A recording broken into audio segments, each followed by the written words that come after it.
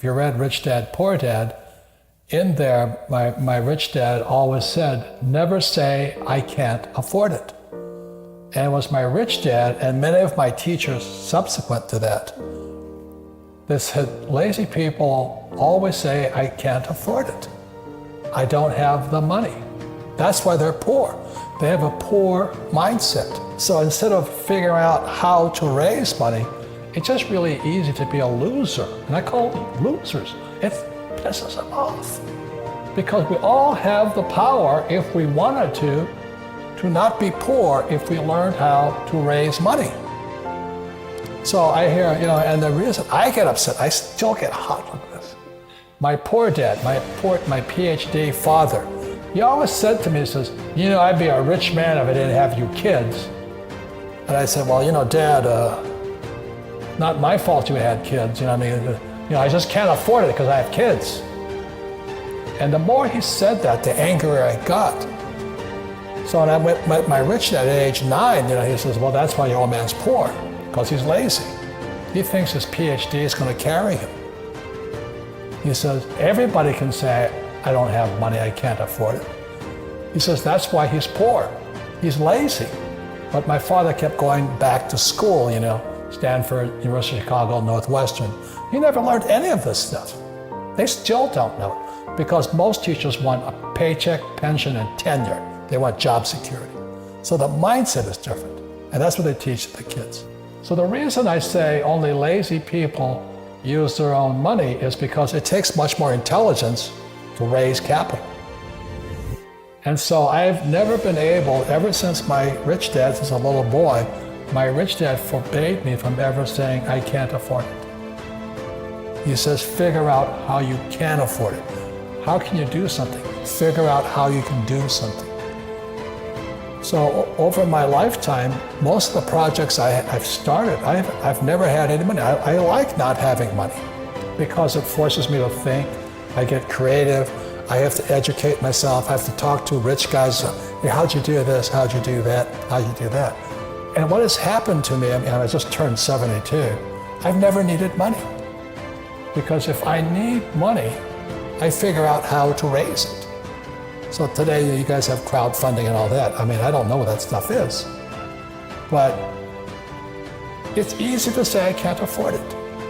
All the poor people say I can't afford it. All the poor people say, well, it's taxed the rich.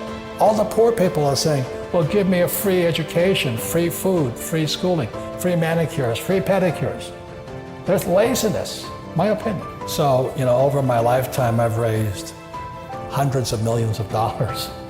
And it's because I didn't have money as a young person that I learned how to raise capital.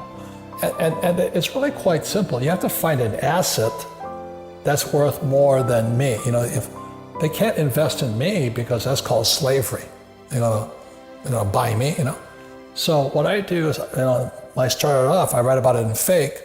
I started off looking for this one little piece of real estate.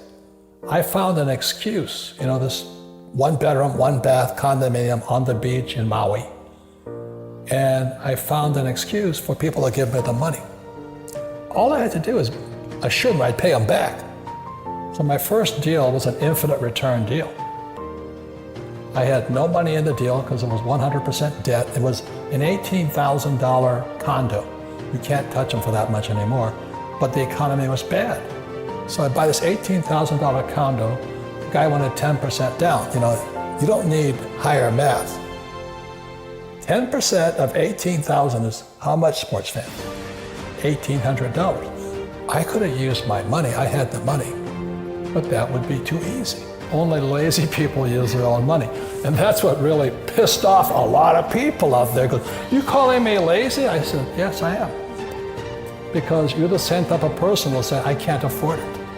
I can't do that. That's the problem. It's up here. It's the real estate between this year and that year. I can't do that.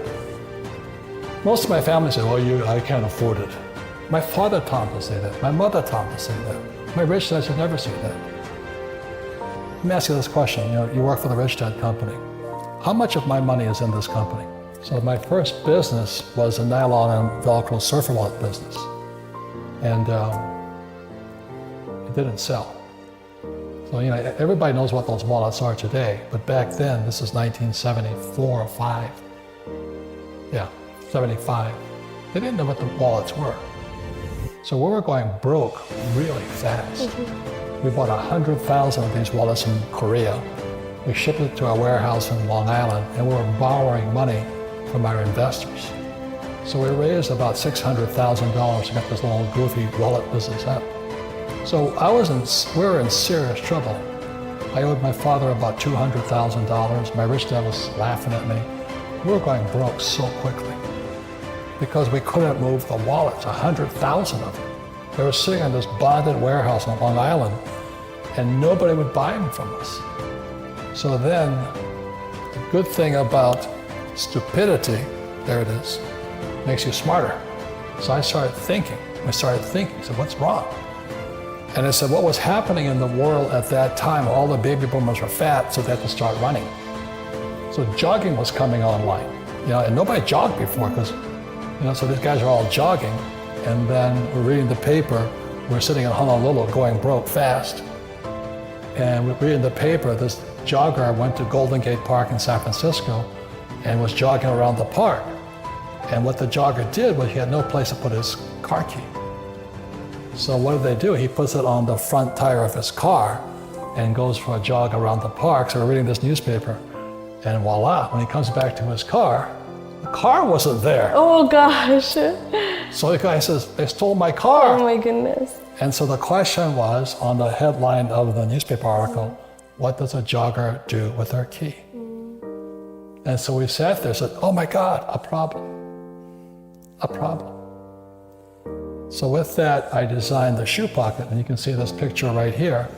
It's Playboy magazine. She's a nice looking young model with nothing on but a shoe pocket.